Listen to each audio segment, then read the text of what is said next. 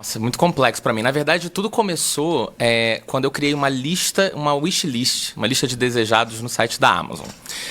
Eu fui criar uma lista de livros que eu queria comprar, porque eu comecei a assistir a galera, né, falava de livros na internet e tal, e aquilo me reacendeu uma vontade de ler mais, e aí eu criei essa lista e eu falei, qual é o nome da lista que eu vou dar?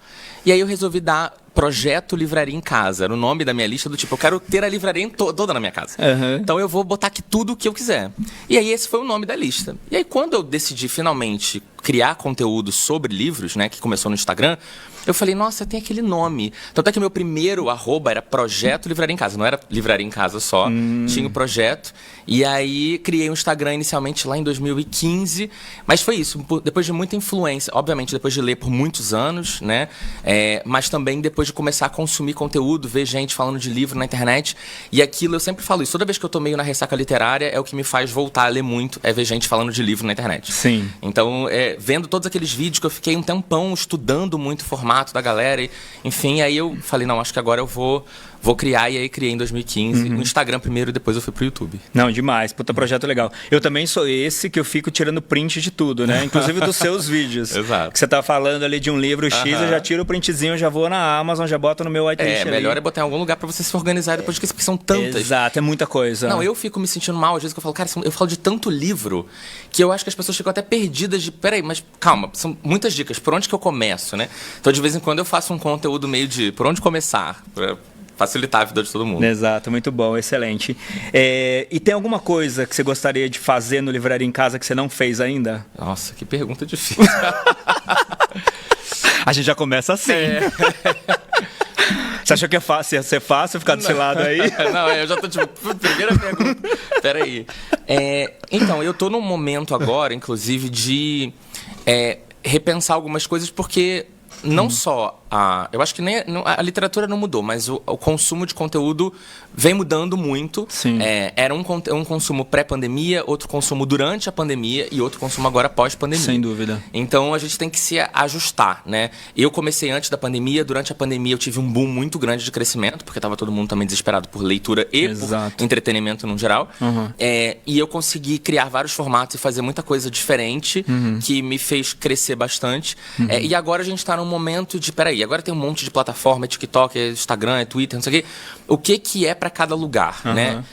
Então, assim, e para mim o Livraria em Casa hoje, antigamente, quando eu pensava no Livraria em Casa, eu pensava no YouTube.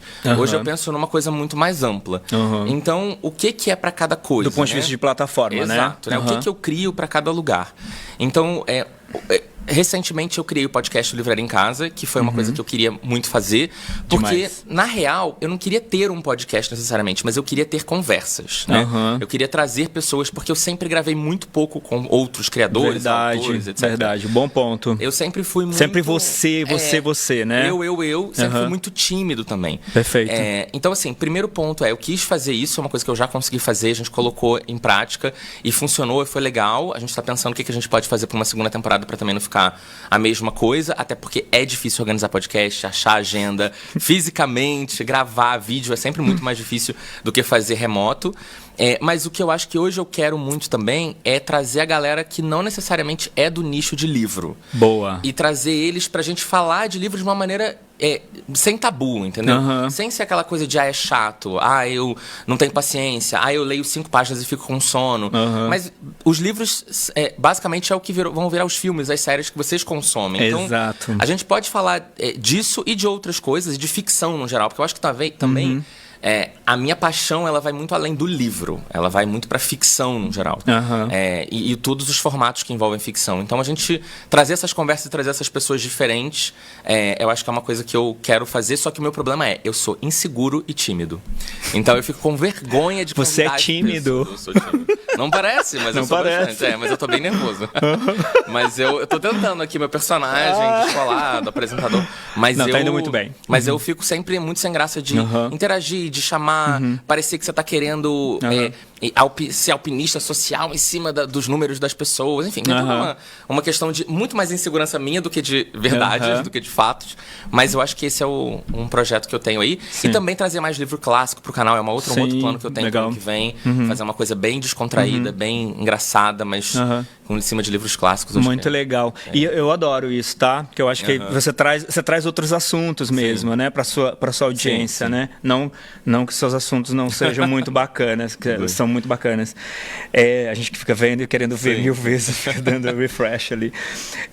Mas talvez até nos convidados, até você abrir um pouco mais o leque, além da literatura, como você falou, né? Sim. Então acho que isso é uma forma também até de aumentar o seu escopo, né? Sim. Eu já fico pensando assim, acho que eu vou trazer autores para não falar de livros. Isso o quadro vai ser autores não falando de livros por meia hora.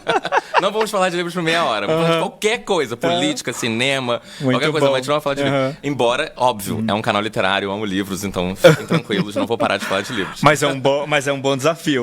Sim. Né? Chamar alguém de literatura para não falar de livros. Não falar, porque a gente faz isso meio que naturalmente. Né? Exato.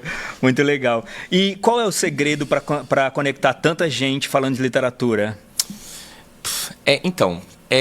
Eu acho que também essa foi uma mudança que eu fiz muito pré-pandemia e durante a pandemia. Eu acho que no pré-pandemia, primeiro que assim, né? Bom dizer que por muitos anos da minha criação de conteúdo eu trabalhava ao mesmo tempo, né? Sim. Tinha uma carreira totalmente que me tomava muito tempo e fazendo um monte de coisa.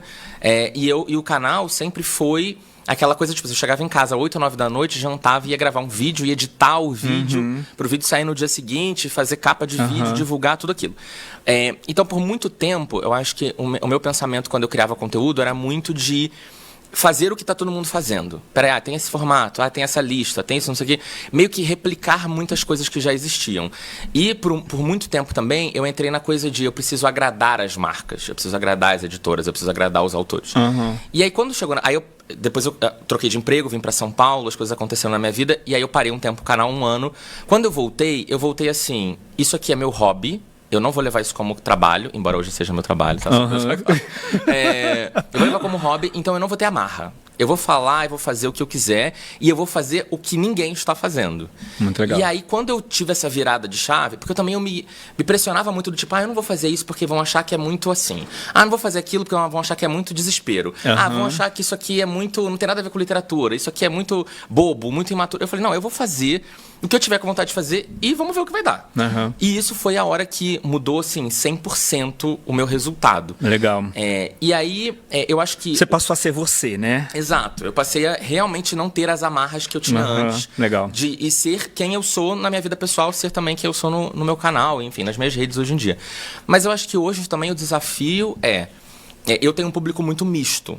Eu tenho um público muito jovem e eu tenho um público mais adulto. Tanto é que se você pega as minhas métricas de YouTube, de Instagram, ele é exatamente igual. Meu público de 18 a 25 é o mesmo público de 25 a 35, a mesma proporção. Que legal. Então, pra mim é complexo porque quando eu faço um conteúdo mais jovem, eu desagrado o público mais adulto. Quando eu faço conteúdo mais adulto, às vezes eu não agrado o público mais jovem. Então, eu acho que a minha tentativa é trazer assuntos sérios e mais densos, e até livros um pouco mais sérios, mas contar sempre nessa forma mais divertida, mais acessível, mais engraçada e tal, exatamente para eu conseguir trazer o assunto que o adulto quer discutir, mas ao mesmo tempo conseguir falar com o jovem de uma maneira que ele vai achar interessante, entendeu? Sim.